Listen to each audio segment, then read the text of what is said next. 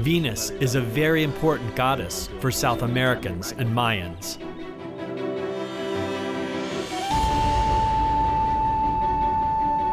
Well, people have lived in this region for over 10,000 years, in the Mojave Desert region and the Death Valley region.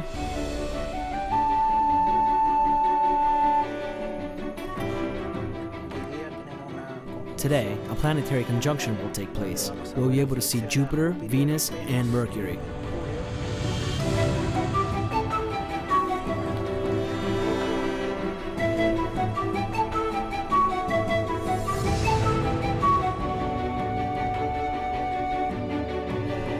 I just fell in love with the vast, large landscape. The fact that you can be in such a place and feel so small.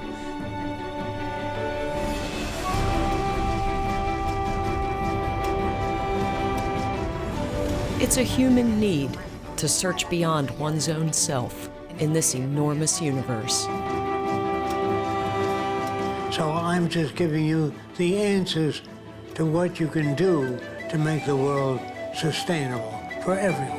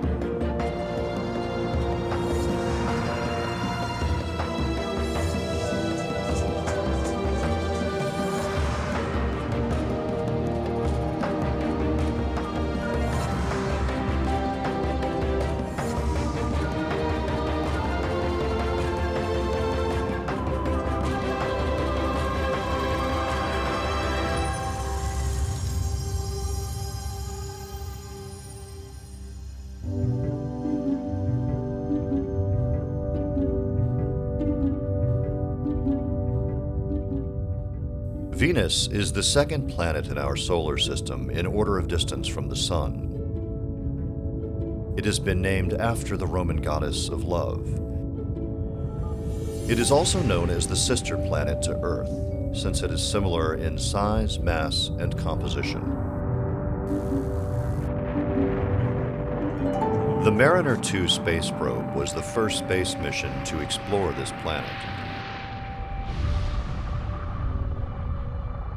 On December 14, 1962, it flew over the surface of Venus at an altitude of 34,800 kilometers. This was the first successful interplanetary mission, the first time humankind managed to get a probe to another planet.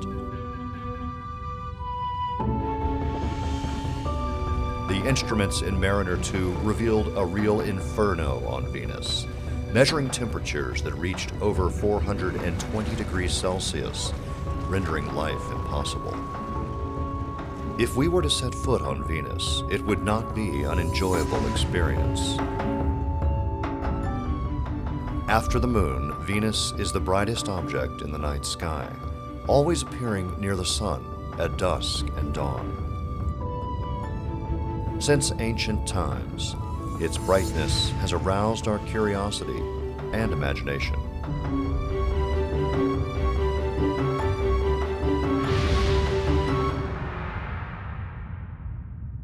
Venus is usually associated with the feminine mystique as well as with the concept of beauty. In the capital city of Chile, we are attending the premiere of a play that explores these issues.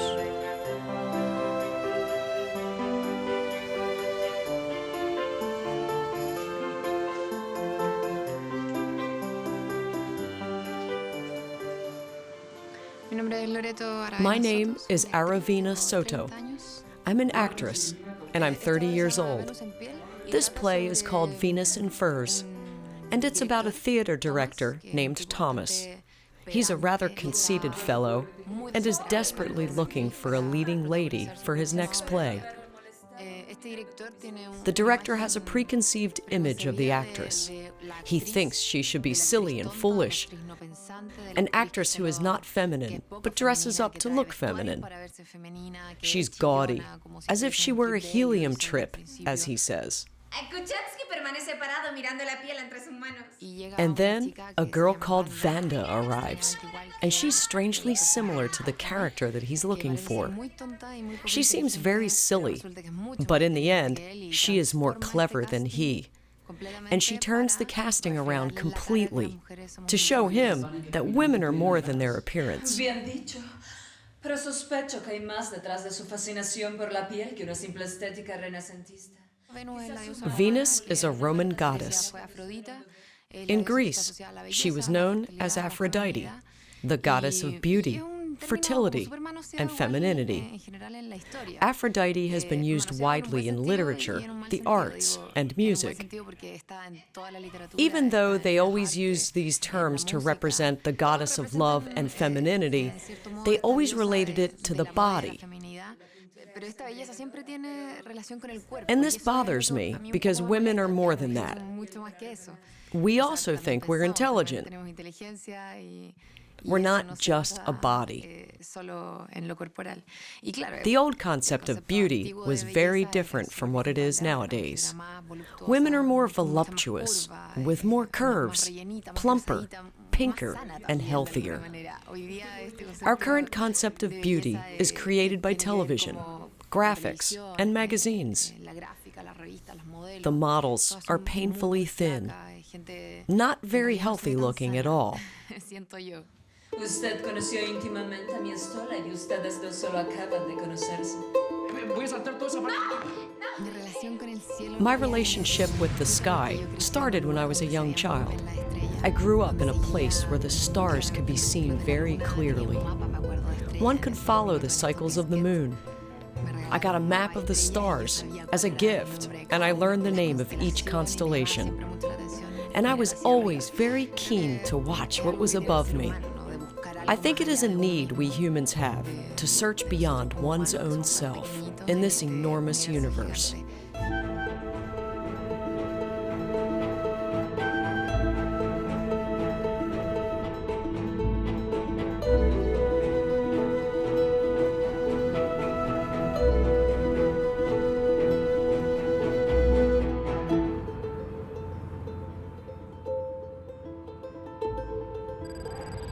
Our trip to discover the secrets of Venus continues in Mexico, in the Maya area known as Chichén Itzá.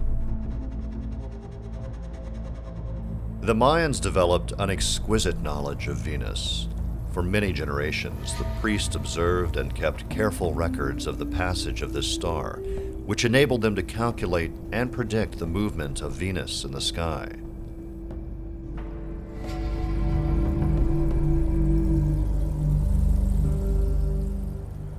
This knowledge was left for posterity, reflected in monumental buildings, such as the Temple of Kukulkan.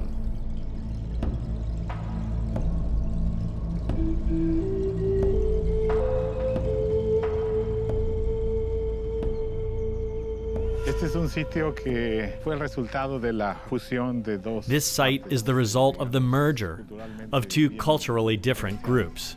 The local Mayans mixed with groups that came from the center of Mexico. This happened around the year 1000. The architecture here is a blend of both. Especially with this pyramid, the largest and tallest in the city. We can see there are many elements connected to observing the sky. It has many elements that make it unique.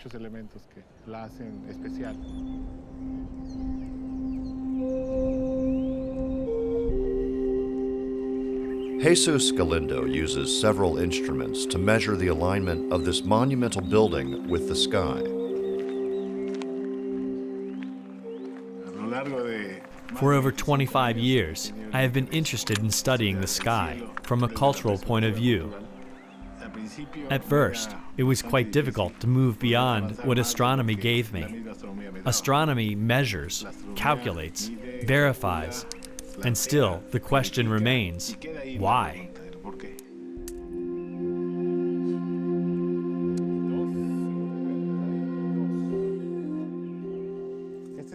This is the axis of symmetry upwards, up to there. There you can see the middle point of the door that should match with this point. It is a coincidence. According to research carried out by Jesus, the Kukulkan temple was built taking into account the sky and their knowledge of the stars, giving shape to a giant stone calendar that marked the passage of time for the Mayans.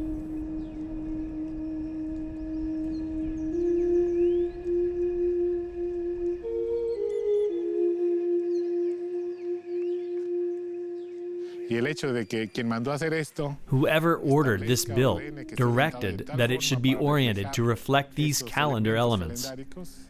This clearly indicates that they wanted to show their work on Earth concurred with the sacred principles of the calendar. The Maya ruled every detail of their lives through several calendars in parallel.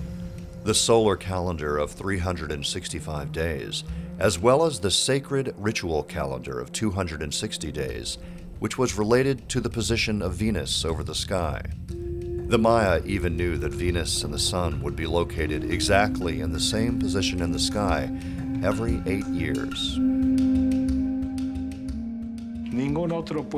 No other people in Mesoamerica were able to develop a system similar to this.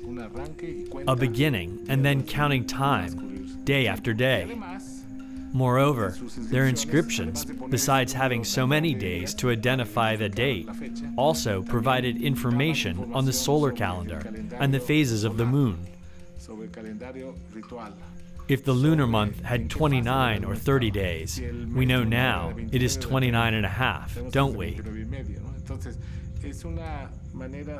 Well, it is an over-elaborated way of setting a moment in time. It is an exceptional feature of the Mayans, and, in this sense, they can be called the people of time.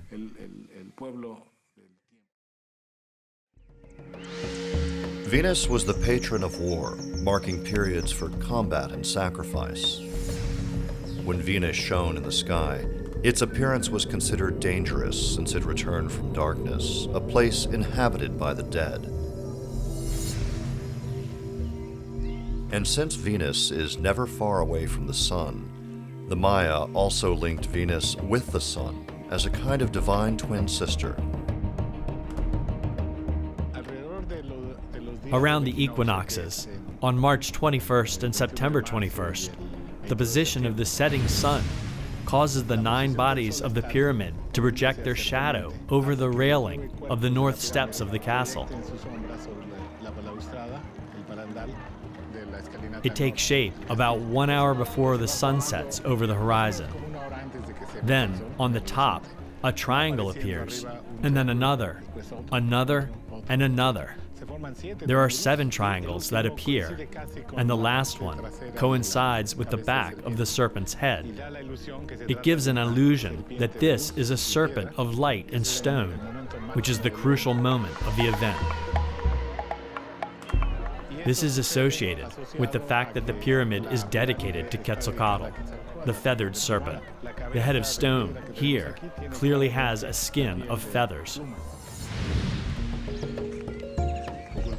Kukulkan is a literal translation of Quetzalcoatl. Quetzalcoatl, which is located in Nahuatl, is the center of Mexico, means a feathered serpent. This identifies Venus as the morning star, just before sunrise. The Quetzalcoatl deity is extremely important to Mesoamerica. Legend says that once the ancient gods invented the calendar and time counting, other gods, such as Quetzalcoatl, gave this knowledge as a gift to mankind. So Quetzalcoatl not only is connected to Venus, but also to keeping track of time.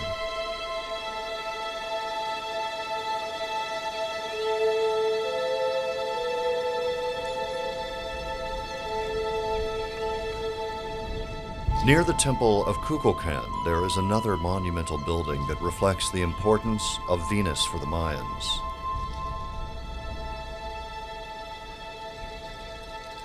This building, which is currently in ruins, would have served to mark the position of Venus and other objects in the sky.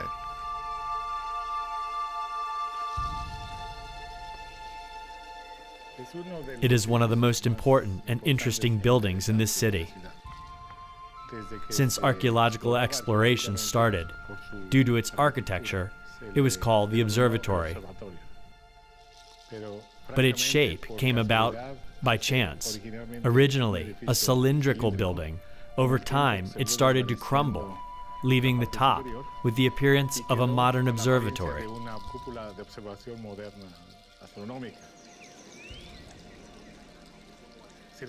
But they made it clear what this is all about. The building has 4 entrances, with a spiral-shaped staircase on top. That's why it's called El Caracol, the snail.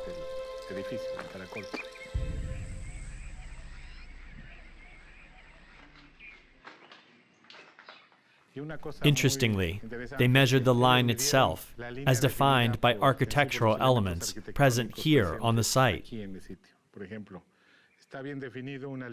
A line connecting this angle of the jambeau with the outside corner, so that if we stand in a certain place, we would see a slit which might be aligned with something in the sky. The whole architecture of El Caracol was designed to mark key positions of Venus in the sky. Therefore, life on Earth was magically connected with the gods up there in the heavens. The Maya astronomers knew with great precision on which day Venus would appear through the west. Considering the available technology, their knowledge of mathematics and astronomy is remarkable. The counterpart to this sophisticated development was the high costs that people had to pay. Their fear of Venus was such that when it reappeared in the morning, the Maya would cover their chimneys so that any light shed into their homes would not harm them.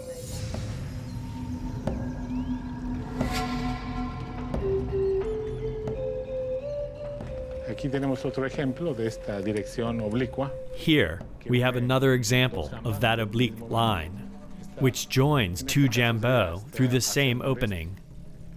This one points northeast. But if we walk here, we can see it points northwest. So these oblique lines are related to the furthest position of the moon, or the furthest position of Venus when it rises. So there is a great range of possibilities.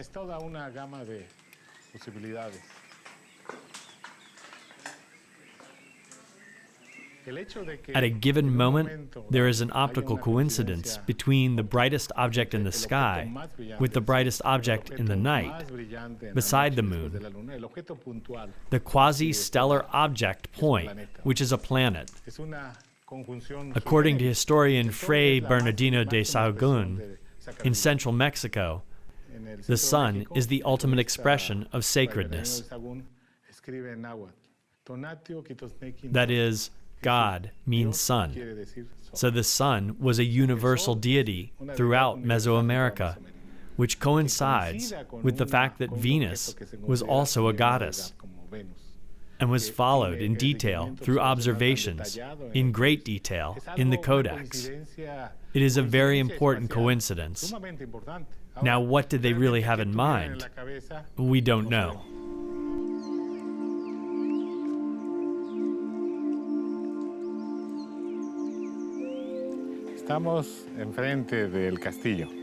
We're standing in front of the castle. This small platform was called the Venus platform since its discovery, due to the reliefs that can be seen here in the panels. It represents, according to similar symbols found inside, how Mayans may have displayed what is known as commensurability of the period of observations for the Sun and Venus.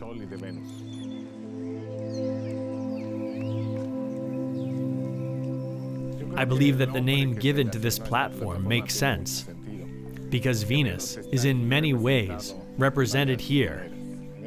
In this panel, Quetzalcoatl, Kukulkan, is depicted as a serpent. from whose jaw the face of God would arise.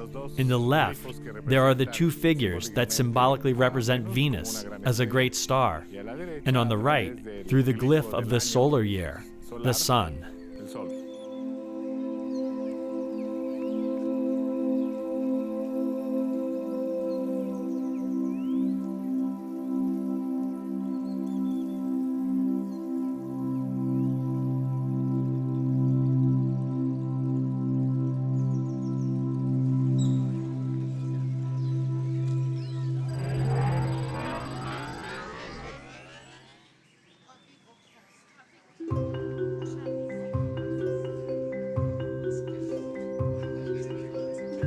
The Mayans' fascination over Venus, the sun, the moon, and the stars is still alive to this day through several customs and expressions. A group of young people from the Chiapas area started a rock band to communicate the vision of the Maya to the future with words in their native language. They named their group Sac-Zavul.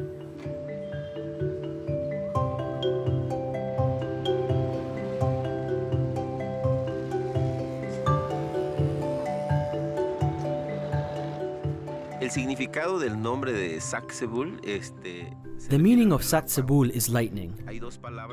There are two words that refer to this phenomenon.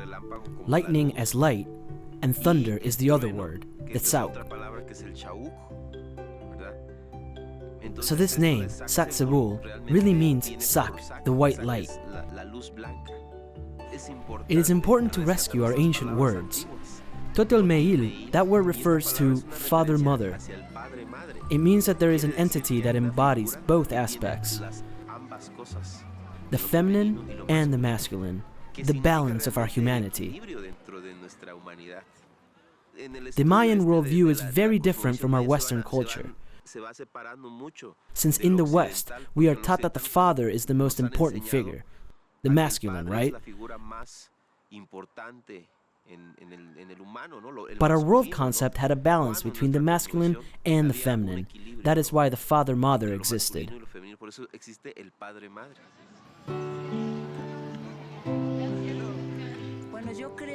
I believe in the magic of music very much. When they came here and I heard Damien singing, I couldn't believe it. It made me cry because it simply touched my heart, and I could see the stamp of our ancestors in his music.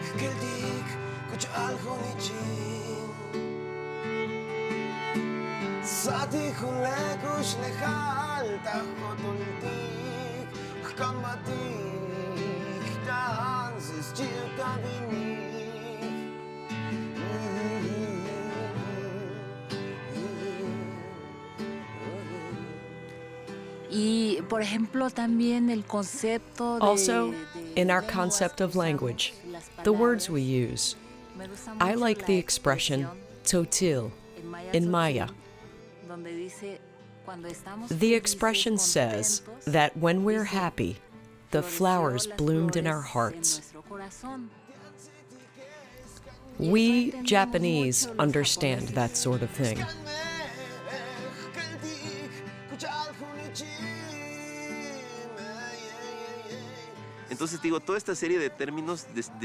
So then I tell you, all these terms, we are thinking of bringing them up again. We are resuming these concepts once more, because they are not just words, like in the term Sac-Zavul, which means the pure, light that shines, whiteness, the purity of dawn.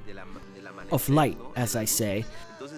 So we are taking up again not only words, but concepts too.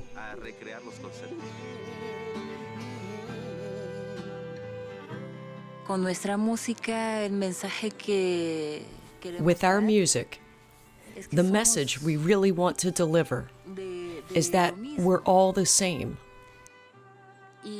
I am very moved when children listen to us and they simply say, "We like your music."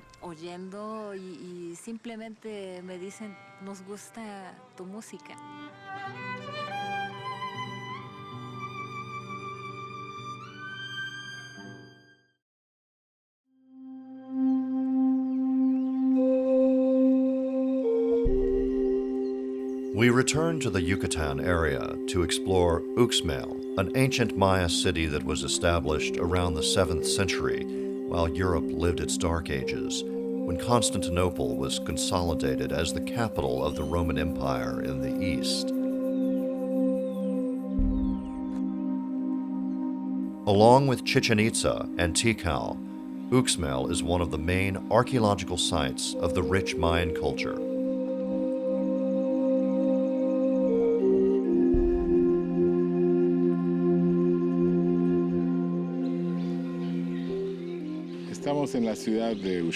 We are in the city of Uxmal, a Mayan city of the classic period. This is one of the largest pyramids in the city, called El Adivino, the sorcerer, which represents a very interesting example of architectural style of that era, the Puc style, characterized by lots of stone mosaics.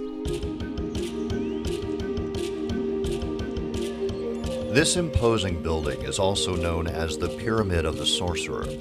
It is over 30 meters high, and to reach the top, one has to climb hundreds of narrow and very steep steps.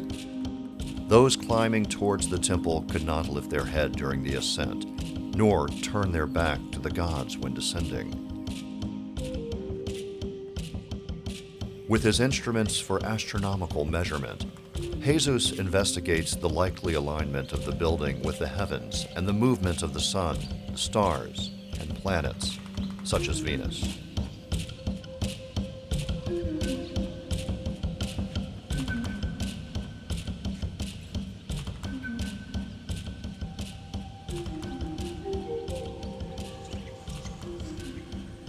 Near the Piramide del Adivino, one finds the governor's palace, which also maintains important secrets about Venus.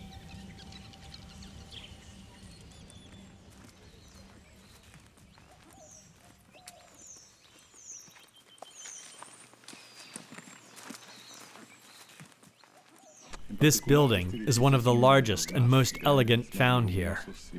It is unusually long, and all along its length, the top is formed by tridimensional mosaics, inlaid stones carved with different motifs. What is interesting from an astronomical point of view is that the figureheads of the god Shak, the Mayan god of rain, which features the crooked nose and eyes at the lower lid, contains the Venus glyph.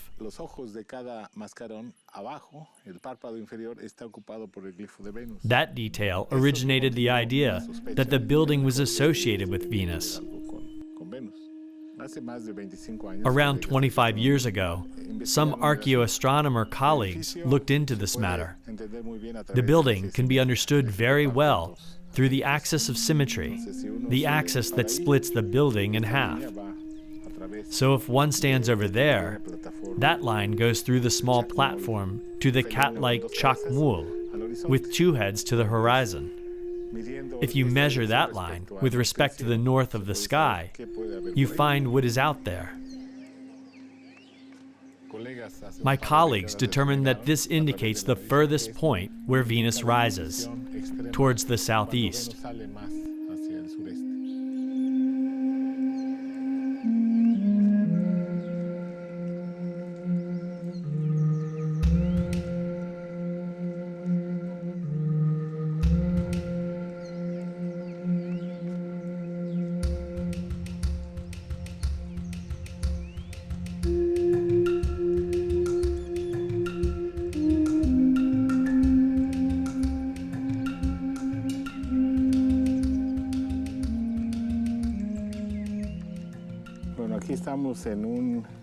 Well, here we are in an archaeological niche.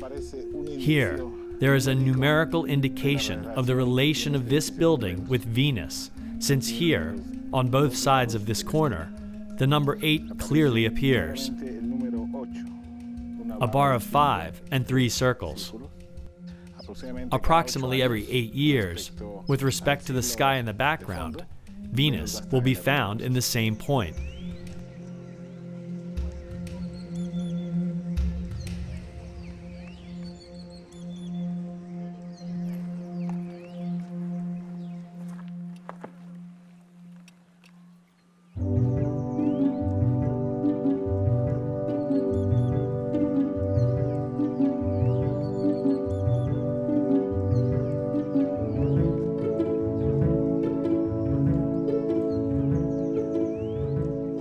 There is no doubt that Venus was important. In the center of Mexico, it is Quetzalcoatl. Here, it is Kukulkan, the feathered serpent, associated with the morning star. In other cultures, the evening star is another body, a twin. The precious feathered serpent is dedicated to Quetzalcoatl, the feathered serpent of Quetzal. But Coatl, the serpent, also means a twin. That is why the Mexican slang word cuate means brother, like a twin. But really, it means serpent or twin, so it would be the precious twin of Venus. Quetzalcoatl also has a twin, Venus. In the center of Mexico, it is known as Xotl.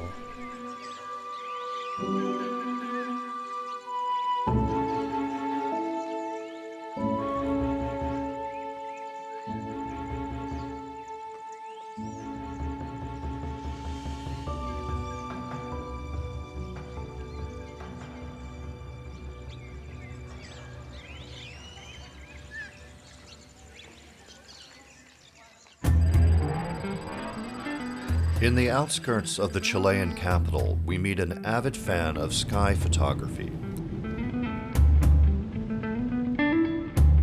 Today is a very special day, since Venus will appear along with other celestial bodies near twilight, offering a real dance of planets, which we hope to capture.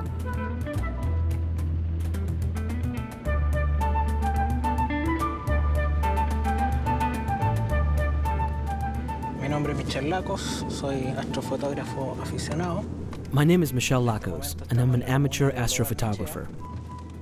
Right now, we are in Lo Barnechea, and we are going to Achaya, the Chilean Association for Astronomy and Astronautics, where there is a good group of people. We'll find all sorts of equipment for astronomy to observe the deep sky. A telescope, binoculars, a wide-angle camera.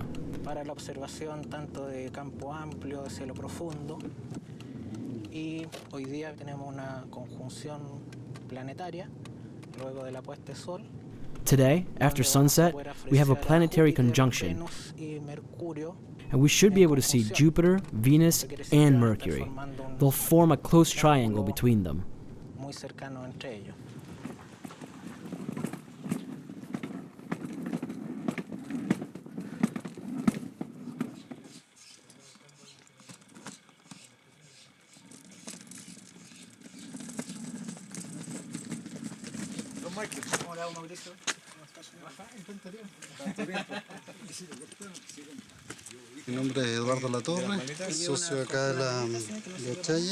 My name is Eduardo Latorre, and I'm a partner here in Achaya. I'm building a telescope for a session of astrophotography today. Astrophotography requires quite a lot of equipment and training to capture good images. So one needs to be testing equipment constantly, adjusting.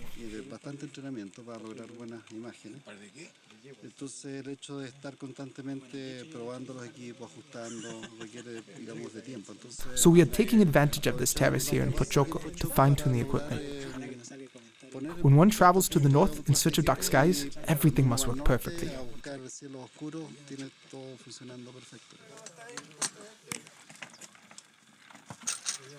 This is the hard part of putting the telescope together.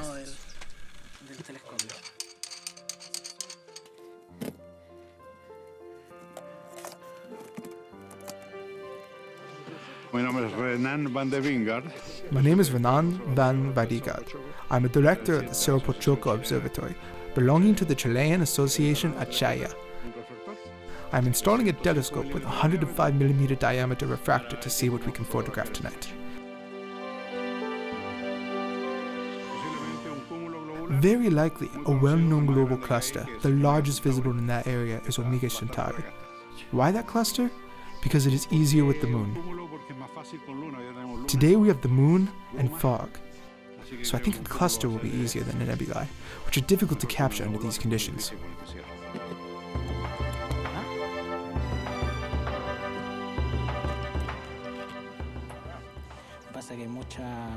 There's a lot of calibrating to balance the equipment with the tripod. Then you direct it to the South Pole. We need a lot of patience for everything to work out well. The ideal thing would be to assemble all of this during the day, and then, at night, just to come and start working, to take the images. But now, I'm going to see if I can take one photograph, at least, of the conjunction over here.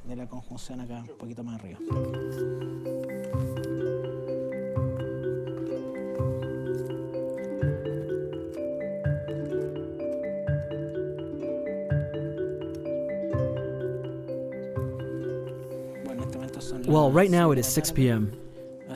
The sun set around half an hour ago. We're getting ready to take photos of the conjunction of Jupiter with Venus and Mercury, which are very low in the horizon. Unfortunately, right now, there's a thick layer of pollution, but nevertheless, we'll try to take images of the event.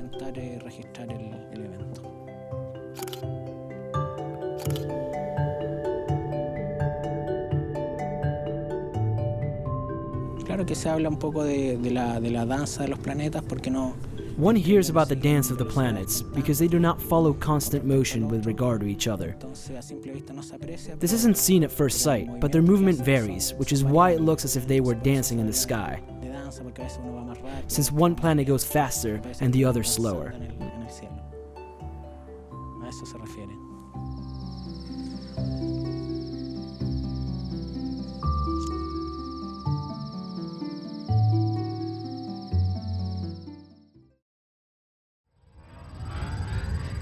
We continue our journey on the trail of Venus in the United States at a beautiful but hostile national park.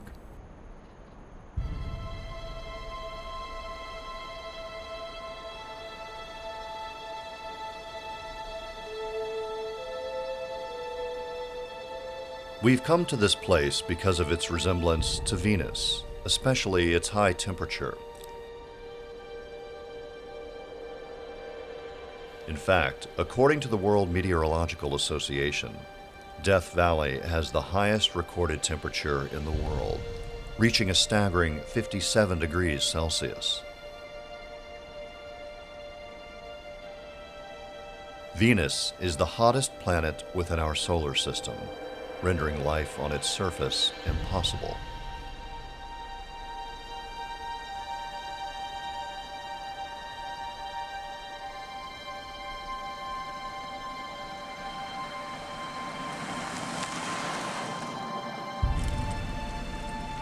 My name is Death Valley Jim. I'm an author, explorer, historian of the Mojave Desert in the Death Valley region. Death Valley is located in California and Nevada, with the majority of it being in California. However, we are roughly 50 miles from the city of Las Vegas, Nevada.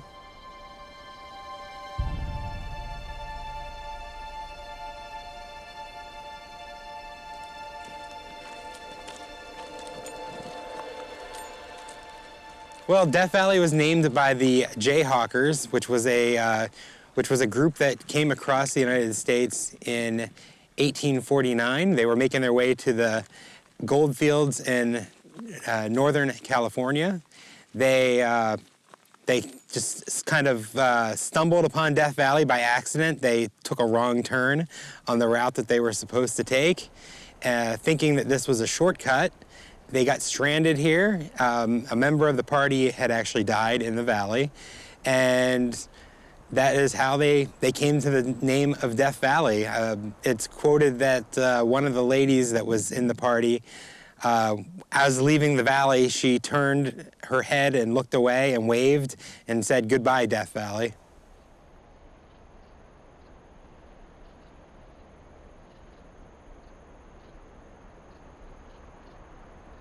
Oh yes, the conditions are very harsh. There's literally very small amounts of water, and the water that you do find generally can't be drank because it's very salty.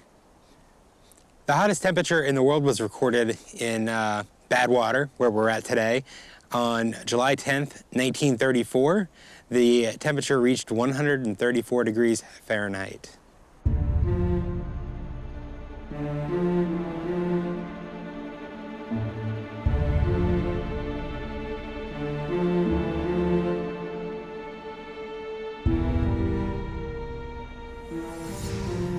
The temperature in the surface of Venus exceeds 750 degrees Fahrenheit because its atmosphere is composed primarily of carbon dioxide, producing a thick and toxic air.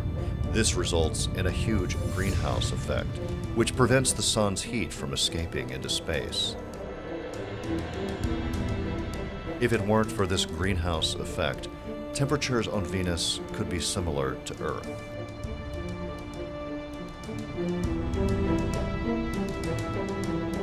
Currently probably about 120 degrees outside, and it's a pretty typical summer day at Badwater. It's not a moist heat like a lot of people think, but it's a dry heat. So despite the fact that it's 120, it's still not unbearable. You can still step out of the vehicle, and while you're not comfortable, you're not in absolute agony as well, and you're not dripping with sweat like you might be in other locations.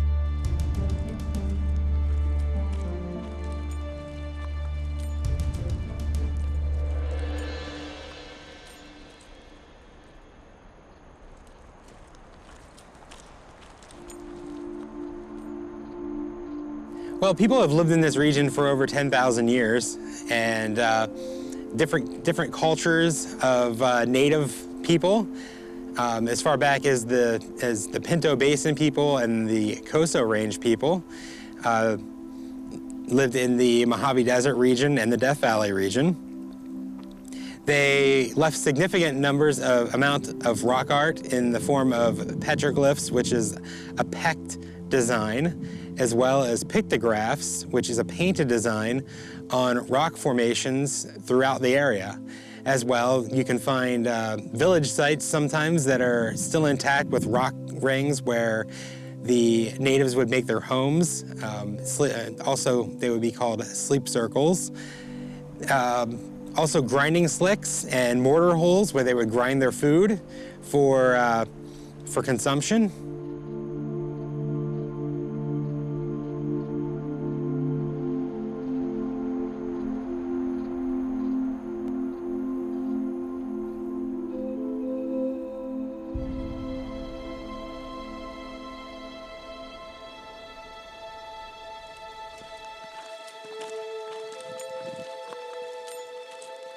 Well, it was really just I came here one time and I just fell in love with the vast, large landscape.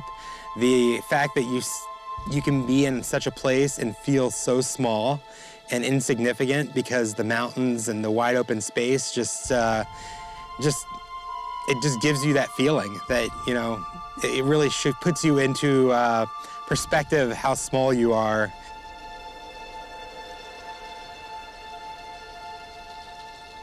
That's always kind of a focus point that people always seem to mention to me as well is, wow, how small we are when we're down in the valley.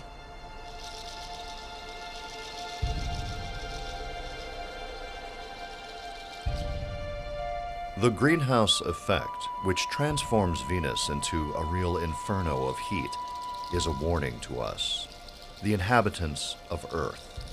We are filling our air with carbon dioxide, which results in increasing temperatures at a global level. We should all act and contribute before it is too late and our planet becomes uninhabitable.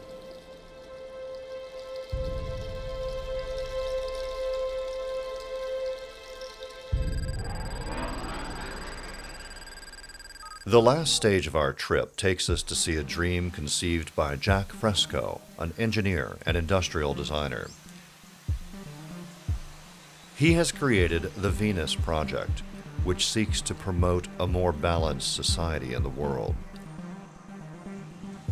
Here in the District of Venus in the United States, this inventor has built prototypes of what he envisions to be the future of our world.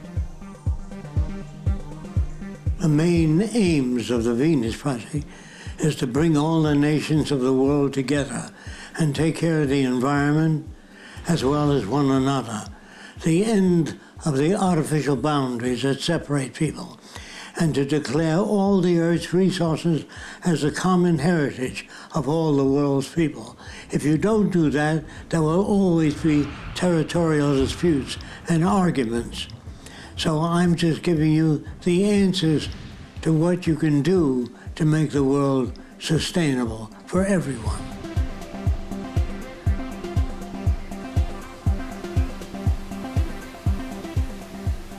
The type of energy systems used in the future must be renewable, and they cannot produce any damage to the environment. That would be geothermal energy, the natural heat of the earth, wind power, solar power, wave power, ocean power. In other words, thermal differences in the ocean, we can generate power.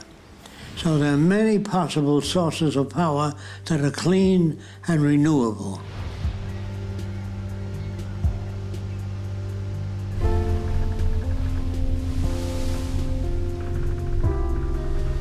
I designed the Venus Project to attempt to build a world that's sustainable. And in it, we work with other nations until we learn their methods of thinking and make adjustments. All people need the same thing. They need clean air, clean water, nutritious food, and a relevant education. So they understand that systems arrive at direction. People don't have opinions about what direction to take, but they do studies. And according to the studies and the feedback from instrumentation, this determines how we govern the planet. You cannot govern the planet unless you have a resource survey, and you have to know what the capacity is of the planet to support so many people. Then people have to be educated in the methods of determining how many people we wish to have on Earth. I don't mean to destroy people. I mean to manage population in relation to the Earth's resources.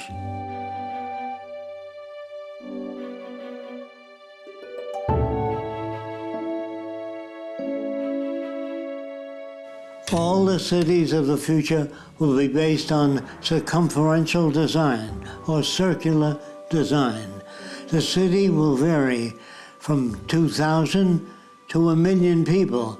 Therefore, the architecture will change, but the circumferential design will always be included. My dream for the future is to put an end to war and to learn to live on Earth and to take care of the failing Earth conditions, the dumping of garbage into the oceans and the rivers and pollution of the air. An end to that by all nations. Since there wouldn't be any separate nations, there wouldn't be any need for each nation to do their part. They act as one nation. We all need restoration of the ocean world. We all need clean air. We all need more arable land. We all need more nutritious foods. I feel that what we must do is learn how to cooperate with one another rather than compete with one another.